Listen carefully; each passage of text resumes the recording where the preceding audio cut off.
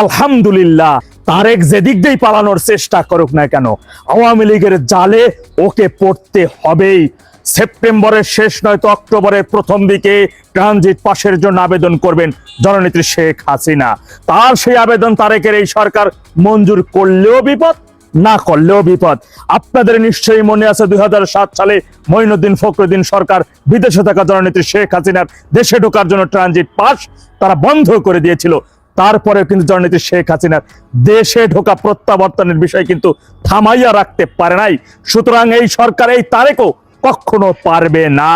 মনে রাখবেন, নেত্রী যেদিন দেশে ঢুকবে ওই দিন দেশে কোনো আইন থাকবে না। ওই দিন শুধু গণ আইন থাকবে, জনগণের আইন থাকবে। ওই দিন শুধু একটা আদালত থাকবে, সেটা গণ আদালত। নেত্রীর সাথে সেদিন থাকবেন বিশ্বের প্রায় 58টা দেশের 238টা গণমাধ্যম মিডিয়া। তারা সেগুলো লাইভ প্রোগ্রাম দেখাবেন বিশ্বব্যাপী। আরো অনেক দেশের মিডিয়াগুলো তার সেই লাইভ প্রোগ্রামটি সরাসরি দেখানোর জন্য এরই মধ্যে দলের সংশ্লিষ্ট দপ্তরে তারা আবেদন জানিয়েছেন, তাদের ইচ্ছার কথা প্রকাশ করেছেন। মনে রাখবেন, কোন আইনের জোরে সাজাপ্রাপ্ত একজন খুনি কুখ্যাত সন্ত্রাসী তারেক দেশে প্রবেশ করেছে। তিনি এয়ারপোর্টে এসেই সেখান থেকে 300 ফিটে গেলেন, বক্তব্য দিলেন, মরা মাইকে ডিপ ফ্রিজ থেকে বাইর করে আইনা তাকে আয়োজন করলেন, এমনকি মরা মায়ের টিপসই নিয়ে পর্যন্ত নির্বাচনে মনোনয়ন ফরমে জমাও দিলেন। পরবর্তী তিনি মরছে, তার দাফন সম্পন্ন করলেন, প্রধানমন্ত্রী হইয়া তিনি শপথ নিলেন। জীবনে নির্বাচনের মাধ্যমে একটা মেম্বারও তিনি হয় নাই। কয়দিনের রাজনীতি, শীর্ষ সন্ত্রাসী, চাঁদাবাজি, খুনি, এছাড়া তার নামের পিছনে আর কোনো বিশেষণ নাই। সুতরাং তারেক কোন আইনের ভিত্তিতে দেশে আসছে, প্রধানমন্ত্রী হয়েছে? প্রশ্ন রাখতে চাই। মানবতা বিরোধী কথিত ওই যে খয়ের খা আদালতের চিফ প্রসিকিউটর সামনে বিশেষ আইনের জোরে তিনি বলেন যে তার এইভাবে দেশে আসার কোনো আইনি বৈধতা নাই, কোনো সুযোগ নাই। তিনি ওই দেশে গ্রেপ্তার হবেন, তারপরে তিনি আসবেন। দুই দেশের সমঝোতা ছাড়া তিনি কখনো আসতে পারবেন না। হয় বিমান পথ বন্ধ করে দিবা, সড়ক পথে আসবে। সড়ক পথ বন্ধ করার ক্ষমতা তোমার বাপ দাদার 14 গোষ্ঠীরও নাই। দেখা যাবে সেদিন কত পাওয়ার তোমরা নিয়ে বসে আছো। মনে রাখবা, বাংলাদেশ থেকে হাজার হাজার কিলোমিটার দূরে নানো জননেত্রী শেখ হাসিনা, কয়েক ঘন্টার ব্যবধান সেদিন গণ আদালতের মাধ্যমে, জনগণের আইনের মাধ্যমে সব ধূলিসাৎ হয়ে যাবে, সব মাটির সাথে মিশে যাবে ইনশাআল্লাহ। প্রিয় সহযোদ্ধা ভাইরা, মাথায় রাখবেন, নেত্রী যেদিন দেশে প্রবেশ করবেন সেদিন তারেক বলেন আর যাই কিছু বলেন, দেশে শুধু গণ সরকার ছাড়া আর কোনো সরকার বলবৎ থাকবে না। এমন ভাবে গণজোয়ার সৃষ্টি করতে হবে, ফুলকচি টেরা যা কিছু স্ব আছে জায়গায়, লগি বৈঠা যা কিছু আছে তাই নিয়ে স্ব জায়গায় রাস্তায় বেরিয়ে পড়তে হবে।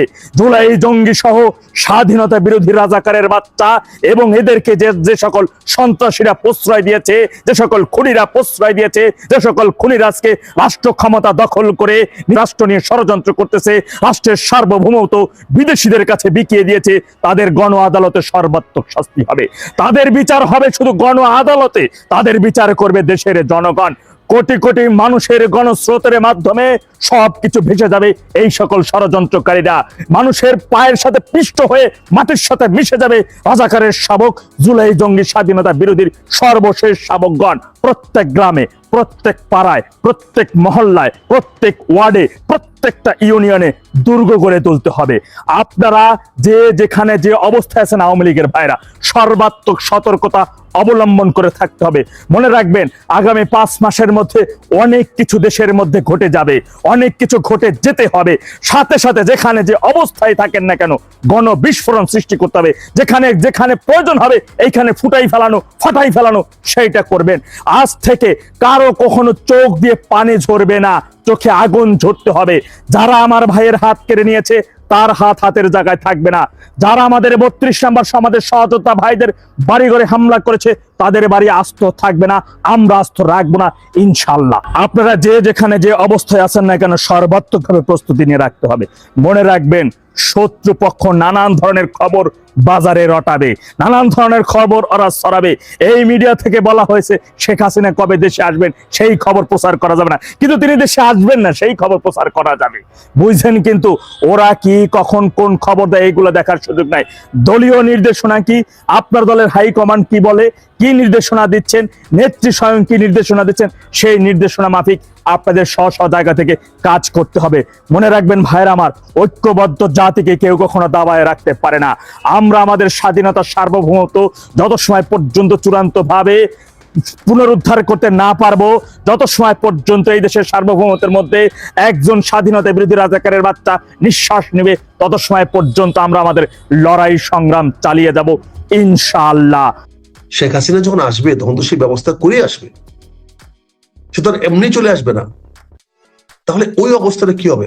আগামী দিনে যদি শেখ হাসিনা আইসার দাবি করে যে ওই সরকার, তার সরকার বৈধ ছিল এবং ডক্টর ইউনূস সরকার অবৈধ ছিল, কারণ শেখ হাসিনা কোনো পদত্যাগ পত্র কাউকে দিয়ে যায় নাই এবং সংসদ ভাঙ্গার কোনো অনুরোধ রাষ্ট্রপতিকে করেন নাই। 80-তে তো একটা মানুষের মধ্যে উৎসাহ জাগায়, আগ্রহ জাগায়। এইটা শেখ হাসিনা রয়টারে ইন্টারভিউর মাধ্যমে এস্টাবলিশ করতে পেরেছে। না হলে প্রতিটা জায়গার থেকে, সরকারি মহল থেকে, এবং সরকার কেন একটা চিঠি ইস্যু করবে সকল মিডিয়াকে যে শেখ হাসিনার খবর যেন প্রচার না করা হয়। তার মানে সরকার তার একটা দুর্বলতা দেখিয়েছে, যে এটার মাধ্যমে সরকার দেখিয়েছে সরকার ভীত আছে, সরকার অনেকটা কনসার্ন হয়ে আছে যে শেখ হাসিনা তাদের অনেক শিরোপীড়ার, মাথা ব্যথার কারণ। তিনটা বিষয় হবে শেখ হাসিনা যদি বাংলাদেশে আসতে চায়। এই তুমি বলছো কিভাবে আসবে, উনি হয়তো নৌকা দিয়ে আসতে পারে, বর্ষাকাল, এখন বন্যা হচ্ছে, সারাদিন পানি বাড়ছে, উনি হয়তো এখন তো পদ্মা নদীতে প্রচুর পানি, পানিতে উনি চলে আসতে পারেন, দিয়ে আসতে পারেন পুনঃ রংপুরে, উনি তিস্তা দিয়েও নৌকায় করে চলে আসতে পারেন, বজরানে চলে আসতে পারেন, ওই হেলিকপ্টার গিয়েছেন, এখন নৌকায় চলে আসবেন। এটা তো আমরা প্রচুর সাবেক প্রধানমন্ত্রী শেখ হাসিনা কিভাবে আসবেন, উনি নৌকায় আসতে পারেন, অস্বাভাবিক কি আছে? পদ্মায় পানি আছে প্রচুর, আসবেন। মানে দেখার বিষয় যে তার কাছে তো শেষ পর্যন্ত তার কাছে হেলিকপ্টার তার নিয়ন্ত্রণে ছিল, গণভবন থেকে হেলিকপ্টারে উঠার মতো পরিবেশ তার কাছে ছিল। ওখানে গণভবনে হেলিকপ্টার ল্যান্ড করতে কেউ বাধা দিতে পারে নাই, হেলিকপ্টার উঠতে কেউ বাধা দিতে পারে নাই, হেলিকপ্টার করে ঢাকার বাইরে চলে যেতেও কেউ বাধা দিতে পারে নাই। চলে যাওয়ার পরে গণভবন তছনছ হয়েছে, ভাঙচুর হয়েছে, আমরা দেখেছি। এবং গণভবনের কাতলা মাছটা নাকি হাসিনার মাছ, কাতলা মাছ ছিল, সেই হাসিনা কাতলা মাছটা এক ভাই আমার নিয়ে গেছেন, নিয়ে গিয়ে উনি ভালো করে খাওয়া দাওয়া করেছেন। এই তো ছিল আন্দোলনের আমাদের পটভূমিকা। কাতলা মাছটা আমরা নিয়ে গেছি, ফার্নিচার নিয়ে আসছি, অনেকে গণভবনের ফার্নিচার নিয়ে গেছেন, যেন ভাবটা যেন এইটা শেখ হাসিনার বাড়ি ছিল, তার সম্পত্তি ছিল। কিন্তু এগুলো যে রাষ্ট্রীয় সম্পদ ছিল, এগুলো কিন্তু আমরা কেউ চিন্তা করি নাই। আন্দোলনের তৎকালীন সময় রাষ্ট্রীয় সম্পদে অনেক ক্ষতি হয়েছে। যাই হোক, আন্দোলনের সময়টা হয়, আমরা মেনে নিয়েছি। কিন্তু সেই আন্দোলনটা কি বিপ্লব ছিল, অভ্যুত্ত ছিল, এটা নিয়ে এখন নতুন করে আবার বিতর্ক দেখা দিয়েছে। আমরা স্পষ্ট বলেছিলাম এটা অভ্যুত্থান ছিল না, এটা ছিল বিপ্লব। কিন্তু এই বিপ্লবের পিঠে প্রথম ছুরিকাঘাত করলেন ডক্টর ইউনূস এসে, আসিফ নজরুল এবং এই সমস্ত লোকদেরকে নিয়ে এই বিপ্লবের মধ্যে উনি ছুরিকাঘাত করলেন, করে বিপ্লবটাকে অভ্যুত্থান করলেন, সংবিধান নিয়ে আসলেন। সংবিধানের আলোকে ওই কি বলে, সংবিধানের নেসেসিটি অফ ডক্ট্রিনের আওতায় সাজানো সুপ্রিম কোর্টের একটা মিথ্যা রায় বানিয়ে তারা ক্ষমতায় আসলেন, মিথ্যা দিয়ে শুরু করলেন। এটা অত্যন্ত দুর্ভাগ্যজনক, এটা প্রয়োজন ছিল না। সুপ্রিম কোর্টের জজ সাহেব যখন ক্যান্টনমেন্টের আশ্রয় নিয়ে আছে, তখন সেখানে সুপ্রিম কোর্টের সেশন দেখায়া টেবিল বসে আসিফ নজরুল একটা অ্যালার্ম নিয়ে আসলেন যে নেসেসিটি অফ ডক্ট্রিন হিসাবে উনি শপথ নিতে পারেন। প্রয়োজন ছিল না। বর্তমান সরকার শপথ নিয়েছে সংসদের দক্ষিণ প্লাজায়। এই শপথটা তো ডক্টর ইউনূস সাহেব শিখা ও নির্মাণে নিতে পারত, বাংলাদেশের শহীদ মিনারের সামনে নিতে পারতো, রাজু ভাস্কর সামনে নিতে পারতো, সংসদে যদি তখন সংসদ ভবন লুট হয়ে গেছিল, আপনি রাজু ভাস্কর সামনে নিতেন, একটা বিপ্লবী সরকারের রূপ দিতেন, বিপ্লবী সরকার করতেন, করে বলতেন আমরা 5 বছর ক্ষমতায় থাকবো, 5 বছর এই বিপ্লবী সরকার দেশ শাসন করবে। কে বাধা দিত আপনাকে? কার তখন বাধা দেওয়ার ক্ষমতা ছিল? এবং সেনাবাহিনীও বলতে হইতো আমি এই বিপ্লবী সরকারের অধীনে থাকবো এবং বিপ্লবী সরকারকে সর্বাত্মক সহযোগিতা করব, বলতে বাধ্য হতো। পুলিশও ডিসঅর্গানাইজড হয়ে গেছিল, পুলিশকেও এই বিপ্লবী সরকার অর্গানাইজ করতে পারত। কিন্তু দুর্ভাগ্যজনক হলো একটা অশুভ নেতৃত্বের কারণে, একটা অযোগ্য নেতৃত্বের কারণে, একটা অযোগ্য চক্রের কারণে আমাদের বিপ্লবটা ব্যাহত হয়ে গেল। যে পরিবর্তন, যে আকাঙ্ক্ষা আমরা বাংলাদেশে চেয়েছিলাম, সে আকাঙ্ক্ষাটা আর পালন করার সুযোগ থাকলো না। তারপরে ওনারা সেটা বলা শুরু করলেন অভ্যুত্থান। তো অভ্যুত্থান যদি হয় তাহলে সংবিধান সাসপেন্ড করলেন না কেন? অভ্যুত্থান যদি হয়, আপনি সাংবিধানিক সরকার যদি হইতে হয় তাহলে তো অভ্যুত্থান হবে না। এটা জাস্ট ক্ষমতার পালাবদল।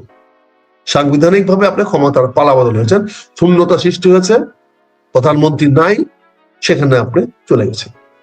কিন্তু প্রধানমন্ত্রী যদি আগামী দিনে যদি শেখ হাসিনা আইসার দাবি করে যে ওই সরকার, তার সরকার বৈধ ছিল এবং ডক্টর ইউনূস সরকার অবৈধ ছিল, কারণ শেখ হাসিনা কোনো পদত্যাগ পত্র কাউকে দিয়ে যায় নাই এবং সংসদ ভাঙ্গার কোনো অনুরোধ রাষ্ট্রপতিকে করেন নাই। এই সমস্ত ঐতিহাসিক বিষয়গুলো তো আগামী দিনে সামনে আসবে, আলোচনায় আসবে, কথা বলবে, মানুষ কথা বলবে এগুলো নিয়ে। কাজেই তৎকালীন সময়ে না বিপ্লব না অভ্যুত্থান, এরকম একটা জগাখিচুড়ি করার পরে, বিশেষ করে আমি বলবো বিএনপির চাপে, একক বিএনপির চাপে অন্তর্বর্তীকালীন সরকার তাদের অবস্থান থেকে নিচে নেমে আসতে বাধ্য হয়েছিল। তারা ক্ষমতা ছাড়তে বাধ্য হয়েছিল। এটা তো বলা অপেক্ষা রাখে না। বাকি সবাই নির্বাচন চায় না, নির্বাচনের বিরোধিতা করেছে। আমাদের দল, আমার দলও সে বিরোধিতা করেছে, কিন্তু একমাত্র বিএনপি বলছে না, নির্বাচন আগে দিতে হবে। আপনারা অনেক বাহানা করছেন, সংস্কার করবেন, এই করবেন, সেই করবেন। বিএনপি সেগুলো খুব ট্যাক্টফুলি আপনাদেরকে ধোঁকা দিয়েছে, ফাঁকি দিয়েছে। সেই ধোঁকা আপনারা ধরতে পারেন নাই, এবং সেই ধোঁকা যে কি দিয়েছে সেটা আমাদের স্পিকার মেজর হাফিজ সাহেব বলেছেন, আমাদের স্বরাষ্ট্রমন্ত্রী সালাউদ্দিন সাহেব বলেছেন যে আমরা নির্বাচনের জন্য আমরা ধোঁকা দিয়ে আমরা বলেছি সব মানবো, কিন্তু আগে নির্বাচন দেন। এখন হচ্ছে নির্বাচন হয়ে গেছে, আচ্ছা আমরা মানতেছি। It is become a perfect continuous tense, আমরা মানিতেছি। তোমাদের এন্ড নাই, তো বলে না মানবো না, তো মানিতেছি তো চলবে।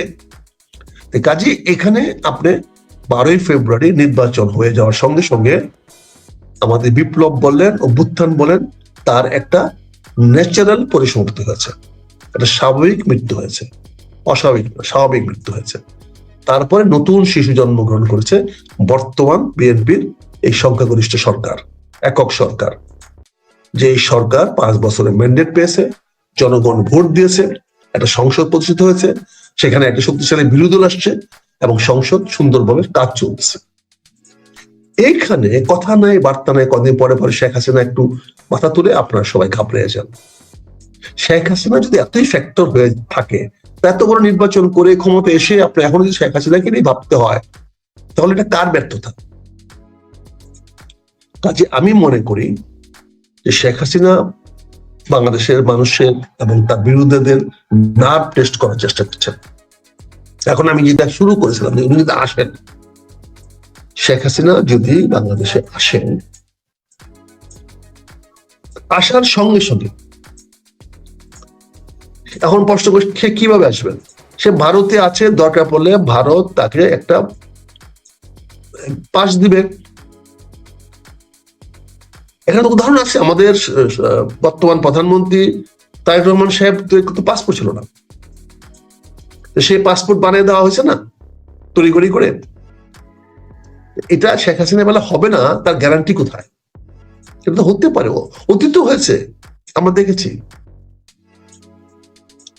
কাজে আমরা এই যে লেনিনকে আমরা ফার্স্ট ওয়ার্ল্ডের সময় দেখেছি যে সে ফ্রান্সে ছিল, কি বলে, বিদেশে থাকতো। ফার্স্ট ওয়ার্ল্ডের সময় তাকে ট্রেনের ভিতরে এরকম গরুর মানে ঘোড়া যে ক্যারি করে, সে ঘোড়া ভিতর ঢুকাইয়া তাকে মস্কোর সামনে এসে ঘোড়া ওইতে ফেলে দিয়েছে। ফেলে দিয়ে সে বলেছে আমি লেনিন, বা সবাই লেনিন দাঁড়িয়ে গেছে। এটার জন্য পাসপোর্ট লাগে না, ভিসা লাগে না, ইমিগ্রেশন লাগে না। ফার্স্ট ওয়ার্ল্ড ওয়ারের সময় লেনিনের উত্থানের সময় আমরা দেখেছি, যখন সারা মস্কোতে আন্দোলন হচ্ছে, যখন এই বলশেভিক পার্টির বিপ্লব হয়েছে তখন ফ্রান্স থেকে লেনিনকে এনে তাকে মস্কোতে ঢুকিয়ে দেওয়া হয়েছে। এটা তো ঐতিহাসিক সত্য। আমরা মাসুদিনকে দেখেছি না, সে নর্থ থেকে রোড মার্চ করে আইসা চীন দখল করতেন। আমরা ভিয়েতনামে দেখি নাই। এখানে যদি আজকে শেখ হাসিনা নেতৃত্বে একটা সরকার গঠন করে তারা যদি বলে করে লং মার্চ শুরু করবো রংপুর থেকে, তার মানে বাংলাদেশে একটা আইন শৃঙ্খলার তো একটা অবনতি হবে। এই দায় দায়িত্ব সরকারের উপর বর্তাবে। সরকার তখন কি করবে? ওটা বাধা দিতে যাবে। বাধা দিতে কি হবে? তো এই ধরনের আলোচনাগুলো আমরা তো করতে চাই না।